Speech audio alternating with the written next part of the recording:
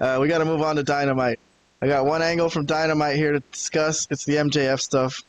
So, once again, just like the other stuff, we have a blog post for this episode of Dynamite. Me and Vlad and Robert reviewed everything, but what was this one? Storyline number 3. Let's go down to storyline number 3, MJF. So MJF was ready to accept MVP's offer to join the Hurt Syndicate, right? Here's the card. He's like, I've thought about it, and he's like, I think I want to be in the business of hurting people, which last week we talked about this, and you guys were like, I'm not seeing it. And I was like, I'm seeing it. I'm seeing it. So it was going to happen. And then he reached out to shake MVP's hand, and Lashley came out and ripped up MJF's business card, and it got all tense for a second, and MVP's like, hey, man, well, calm down here. Everyone calm down. It was kind of funny because it looked like it was going to turn into a fight, but MVP was like so calm and cool. I thought it was so cool how they did this scene. I'll just give it away. I love this scene. I thought this was everyone involved. All 4 of these people are so awesome. This was so top-notch. I freaking love this scene. I thought there was nothing wrong with it in a bubble or not in a bubble. This was great to me. And then they had that segment later in the show where they aired it out, and it looks like MVP's the only one who wants MJF in this group, and the other 2 are like, what the hell is this? They think it's weird. they're like he is white after all. They're like, you guys. And I'm like, no, this is going to work. MVP's like, you don't understand. This guy's awesome. We want this guy on our side. So, reviews. Let's go down a little bit. Let's see. I got my heart, so there's my plus 3 points on my Dynamite review. Vlad and Robert also a thumbs up. So, not as enamored by the scene as I was. I thought the work was awesome. Okay, who did I start with last? Let me see. I'll start with Vlad this time. Go ahead. I got 5 minutes on the clock for AEW. Let's make it count. Yeah, it was a good segment. I enjoyed it. Here's where it's all leading to, because I'm not really clear yet. Because for sure, the best thing about AEW lately, the Syndicate, they've been top-notch, as Kayan has said. They've been great in their role. And they're legitimate. Like, people like them across the board. Like, AEW fans like them, but even wrestling fans like them, Like, that are non-AEW fans. They respect these guys. These guys are great. MJF is a tremendous talent, and I'm cool that he's working with these guys. Obviously, his booking has been... We've questioned his booking thoroughly the last year and a half, 2 years, basically. I'm curious where it's all going. Like, I don't know yet. So I can't really give it like a heart because I don't know where it's all leading to. But it's cool that he's working with these guys, and I hope that his booking improves.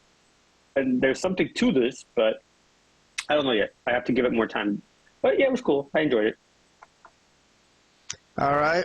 Robert, also, you on our rating system gave it a +1. Liked it. I'm at +3 on mine. So any thoughts you have about this? Let's see what you got. Okay, so when MJF accepted the offer only for the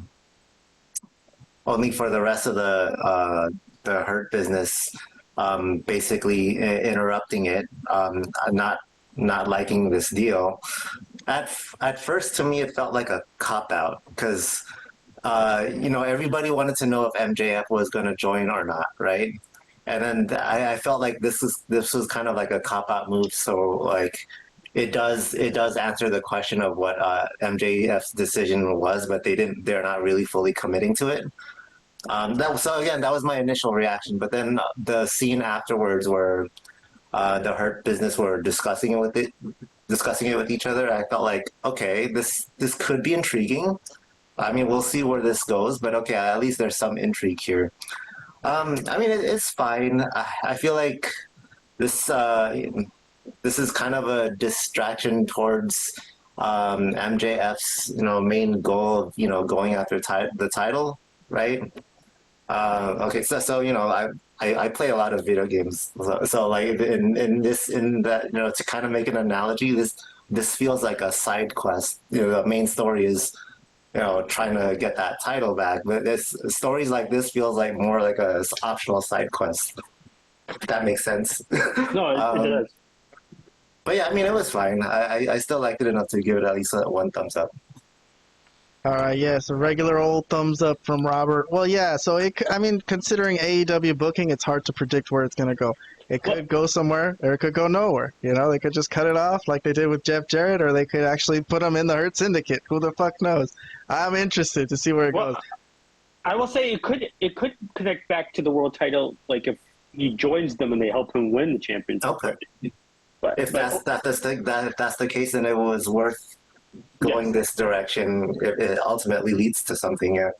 I agree. If it does lead to him winning the title with the help of the Hurt Syndicate, that would be a pretty good angle. But there's a lot of stuff you could do with something like that. But okay, we'll see though. I personally want it to happen, and I think it's gonna happen. I said it last week, and I'm saying it again this week. I think MJF is gonna be in the Hurt Syndicate. On Collision, he had an official member of the team, like official. Yes, definitely. I think it's gonna happen, man. On Collision, he what did he do? They showed him throwing out the first pitch at a Mets game or something. Oh, I didn't even see that. He kind of threw a jab. He threw a jab at Lashley, saying, "Yeah, Lashley's from New York too, but they didn't ask him, but they asked me." But he's like, "But Lashley's still great. He's still a great guy, So they're showing that he's still trying to be nice, trying to get in with that, trying to nudge his way in, maybe have them let their guard down. So I think it's gonna happen. I don't know if it's gonna lead to MJF winning the title. I think he said that. He said in his one promo that that Moxley has been running roughshod and he has a crew, so he might need a crew. You know what I mean? So maybe this is where they were thinking when he cut that promo, that they were headed in this direction. So, okay, that's one thing that I really, really wanted to talk about, and I put it as a main topic on our show today. But that's it from AEW. Everything we'll have some more maybe in our honorable mentions. If you want see what we thought of every storyline from Dynamite, the link to our full review is in the description below. So me and Vlad and Robert meticulously went through this, studied the whole episode, and gave careful ratings for every single storyline. And that's all there for you lovely Malapert Smark fans. All you have to do is just subscribe. All right. And then last thing from Dynamite, this is all me. I know you don't care about Swerve and Hangman Page, but as you know, Vlad, I'm sort of a depressed guy, and in my opinion, life is terrible. Right. And how does it connect? How does it connect to this? How does it connect, bro? I hang on. I try to live further and longer just for the chance to see one more Hangman Page Swerve Strickland match. If that happens, bro, all in Texas, baby.